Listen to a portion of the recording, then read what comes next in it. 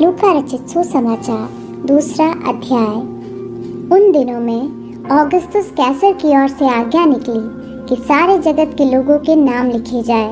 यह पहली नाम लिखाई उस समय हुई जब क्विरिनियुस सीरिया का हाकिम था।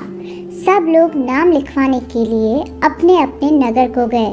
अतः यूसुफ भी, इसलिए कि वह दाऊद के घराने और वंश का था, गलील के नासरत नगर से यहूदिया में दाऊद के नगर बैतलहम को गया कि अपनी मंगेतर मरियम के साथ, जो गर्भवती थी, नाम लिखवाए। उनके वहाँ रहते हुए उसके जन्ने के दिन पूरे हुए और वह अपना पहिलौठा पुत्र जनी और उसे कपड़े में लपेटकर चरनी में रखा, क्योंकि उनके लिए सराय में जगह न थी। और उस देश में कितने गडरिये थे जो रात को मैदान में रहकर अपने झुंड का पहरा देते थे। और प्रभु का एक दूत उनके पास आ खड़ा हुआ और प्रभु का तेज उनके चारों ओर चमका और वे बहुत डर गए। तब स्वर्गदूत ने उनसे कहा, मत डरो, क्योंकि देखो, मैं तुम्हें बड़े आनंद का सुसमाचार सुनाता हूँ, जो सब लोगों के लिए होगा, कि आज दाऊद के नगर में तुम्हारे लिए एक उद्धारकर्ता जन्मा है, और यही मसीह प्रभु है। और इसका तुम्हारे लिए यह पता है कि तुम एक बालक को कपड़े में लिपटा हुआ और चरनी में पड़ा पाओगे। तब एकाएक उस स्वर्गदूत के साथ स्वर्गदूतों का दल परमेश्वर की स्तुति करते हुए और यह कहते दिखाई दिया, आकाश में परमेश्वर की महिमा और पृथ्वी पर उन मनुष्यों में जिनसे वह प्रसन्न है शांति हो। जब स्वर्गदूत उनके पास से स्वर्ग को चले गए तो गडरियों ने आपस में कहा, आओ हम बैतलहम जाकर यह बात जो हुई है और जिसे प्रभु ने हमें बताया है देखें। और उन्होंने तुरंत जाकर मरियम और यूसुफ को और चरनी में उस बालक को पड़ा देखा।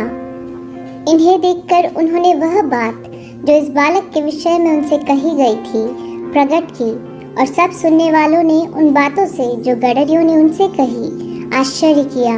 परंतु मरियम ये सब बातें अपने मन में रख कर सोचती रही, और गडरिये जैसा उनसे कहा गया था वैसा ही सब सुनकर और देखकर परमेश्वर की महिमा और स्तुति करते हुए लौट गए। जब 8 दिन पूरे हुए और उसके खतने का समय आया तो उसका नाम यीशु रखा गया, जो स्वर्गदूत ने उसके पेट में आने से पहले कहा था। जब मूसा की व्यवस्था के अनुसार उनके शुद्ध होने के दिन पूरे हुए तो वे उसे यरूशलेम में ले गए कि प्रभु के सामने लाए, जैसा कि प्रभु की व्यवस्था में लिखा है, हर एक पहिलौठा प्रभु के लिए पवित्र ठहरेगा। और प्रभु की व्यवस्था के वचन के अनुसार पंडुकों का एक जोड़ा या कबूतर के 2 बच्चे लाकर बलिदान करे। यरूशलेम में शमौन नामक एक मनुष्य था, और वह मनुष्य धर्मी और भक्त था और इज़राइल की शांति की बाट जोह रहा था, और पवित्र आत्मा उस पर था। और पवित्र आत्मा द्वारा उस पर प्रकट हुआ था कि जब तक वह प्रभु के मसीह को देख न लेगा तब तक मृत्यु को न देखेगा। वह आत्मा के सिखाने से मंदिर में आया, और जब माता पिता उस बालक यीशु को भीतर लाए कि उसके लिए व्यवस्था की रीति के अनुसार करे, तो उसने उसे अपनी गोद में लिया और परमेश्वर का धन्यवाद करके कहा, हे स्वामी, अब तू अपने दास को अपने वचन के अनुसार शांति से विदा करता है, क्योंकि मेरी आंखों ने तेरे उद्धार को देख लिया है, जिसे तूने सब देशों के लोगों के सामने तैयार किया है, कि वह अन्य जातियों को प्रकाश देने के लिए ज्योति और तेरे निज लोग इज़राइल की महिमा हो। उसका पिता और उसकी माता इन बातों से जो उसके विषय में कही जाती थी आश्चर्य करते थे।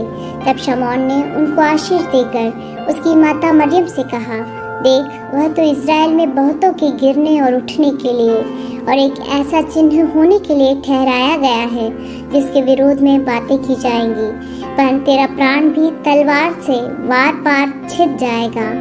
इससे बहुत हृदयों के विचार प्रकट होंगे। अशेर के गोत्र में से हन्नाह नामक फनुएल की बेटी एक भविष्यद्वक्ता थी। वह बहुत बूढ़ी थी और विवाह होने के बाद 7 वर्ष अपने पति के साथ रह पाई थी। वह 84 वर्ष से विधवा थी और मंदिर को नहीं छोड़ती थी, पर उपवास और प्रार्थना कर करके रात दिन उपासना किया करती थी और वह उस घड़ी वहां आकर प्रभु का धन्यवाद करने लगी और उन सबों से जो यरूशलेम के छुटकारे की बाट जोहते थे उस बालक के विषय में बातें करने लगी।